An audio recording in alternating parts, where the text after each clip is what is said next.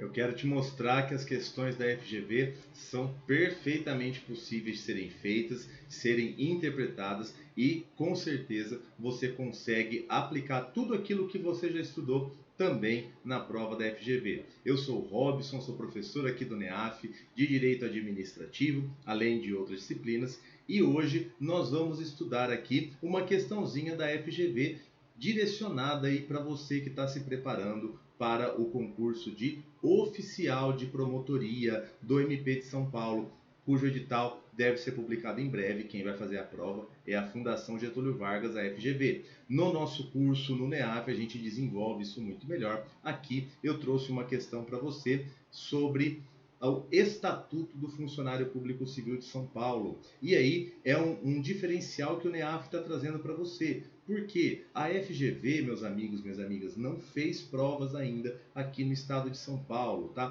Provas de âmbito estadual. Então, não existem questões FGV dessa matéria, não existe. O que nós estamos fazendo para você, para te ajudar a já se familiarizar com a prova? Nós estamos pegando questões feitas pela banca de outros estatutos, de outras provas, e aí a gente adapta para o texto da Lei 10.261 de 68. Foi o que nós fizemos com essa prova, tá? Aqui é uma questão que caiu na prova do TJ do Piauí para a carreira de oficial de justiça avaliador. É uma questão baseada no Estatuto dos Servidores Públicos Civis do Estado do Piauí.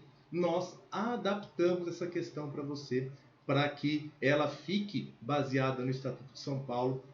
Assim a gente consegue ter uma ideia do jeito FGV de perguntar. Veja aqui na tela a questão adaptada para você. Diz que o Inácio, servidor público estadual, foi acusado de ter desrespeitado proibições funcionais.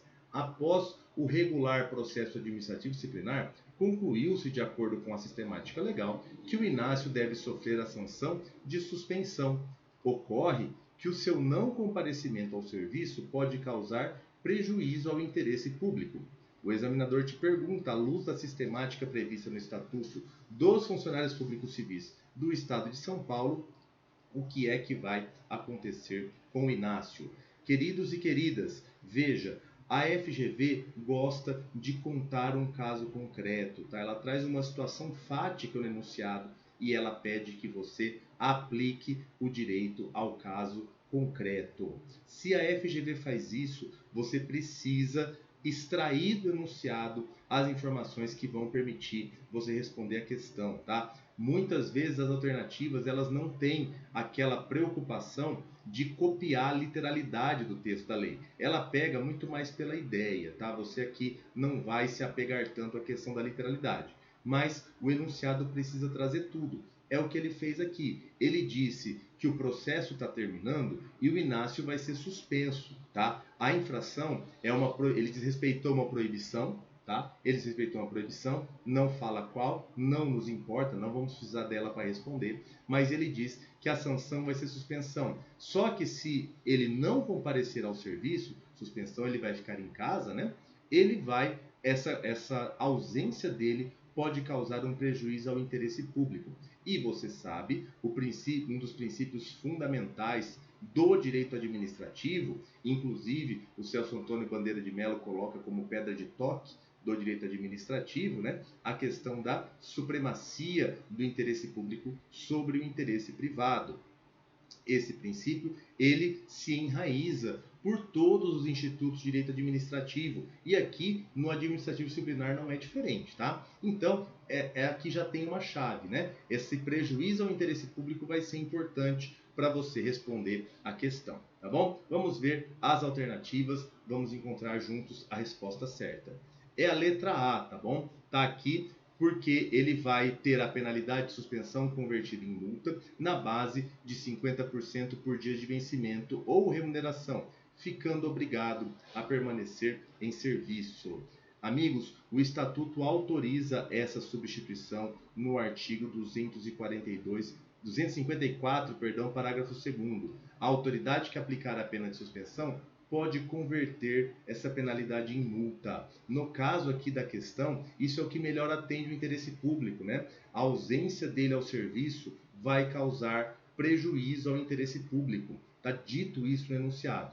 Então, a autoridade que aplicar a pena pode convertê-la em multa, na base de 50% por dia de vencimento ou remuneração, sendo o funcionário, neste caso, obrigado a permanecer em serviço. Se ele permanece em serviço, ele atende o interesse público. A letra A é o nosso gabarito. Legal? Letra B. Deve necessariamente sofrer a sanção de suspensão de até 120 dias, o que decorre da obrigação da administração pública de cumprir a lei. Meus amigos, de fato, né, a administração tem a obrigação de cumprir a lei. Isso é indiscutível.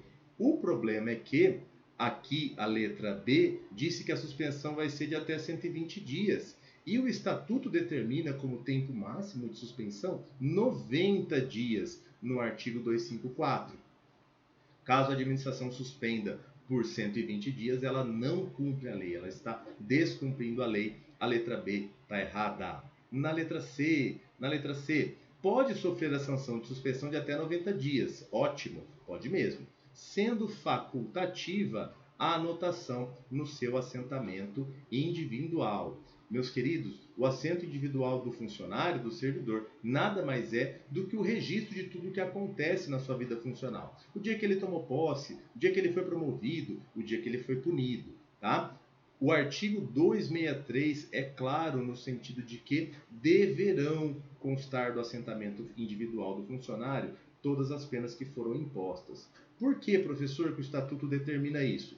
Primeiro, para eventualmente avaliar-se uma situação de reincidência, né? Segundo, na possibilidade de readaptação, de reabilitação. Ele passa um tempo depois da pena aplicada, se não há o cometimento de nenhuma nova infração administrativa, ele volta à condição de primário, tá?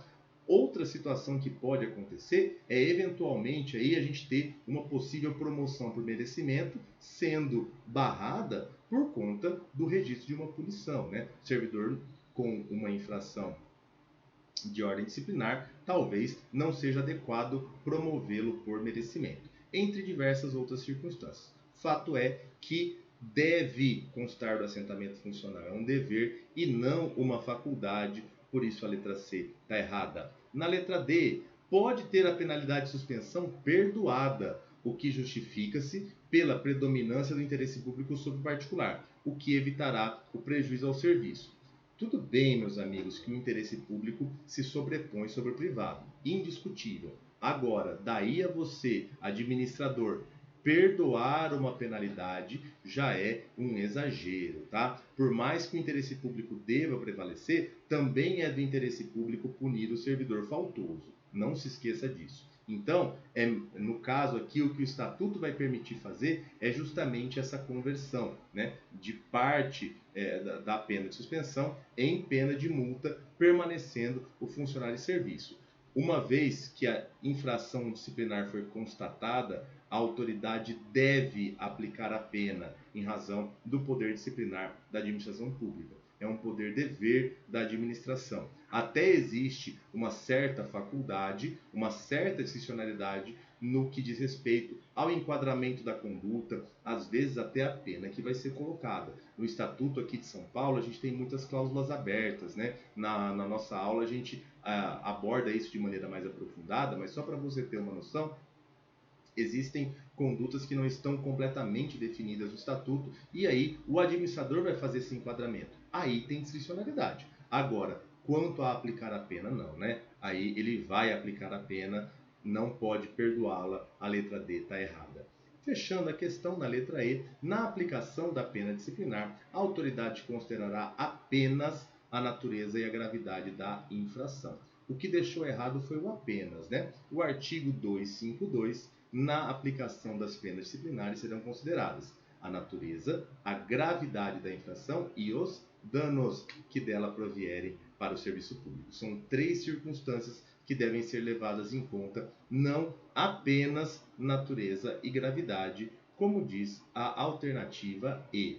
Beleza? Queridos amigos, o gabarito ficou a letra A. Essa é uma questão que nós adaptamos para você. Eu espero que você tenha gostado e que você tenha percebido com este exemplo que a FGV cobra sim a letra da lei. Ela cobra sim aquilo que você já estava estudando. O que ela faz é mudar o jeito de perguntar. E a essa altura do campeonato, não adianta a gente achar ruim, não adianta a gente reclamar da banca. A banca é a FGV. O que eu sugiro para você que você faça?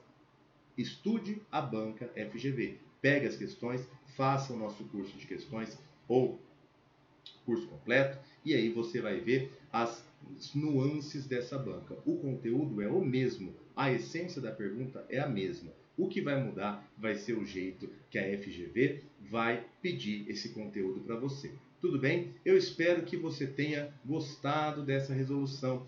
Curta aqui o nosso vídeo, deixe seu like. Nós voltamos numa outra oportunidade com mais vídeos para você. Tá bom? Espero que você tenha curtido. Nos vemos numa outra resolução. Até mais. Galera, gostou do vídeo? Que bacana! Então clica aí, né? Dá uma curtida, faz um comentário se você puder e inscreva-se no nosso canal do YouTube. E deixa lá no sininho, ao clicar, você recebe as mensagens também de notificação. Visite nosso site e conheça nossos cursos preparatórios para concursos públicos. Muito obrigado!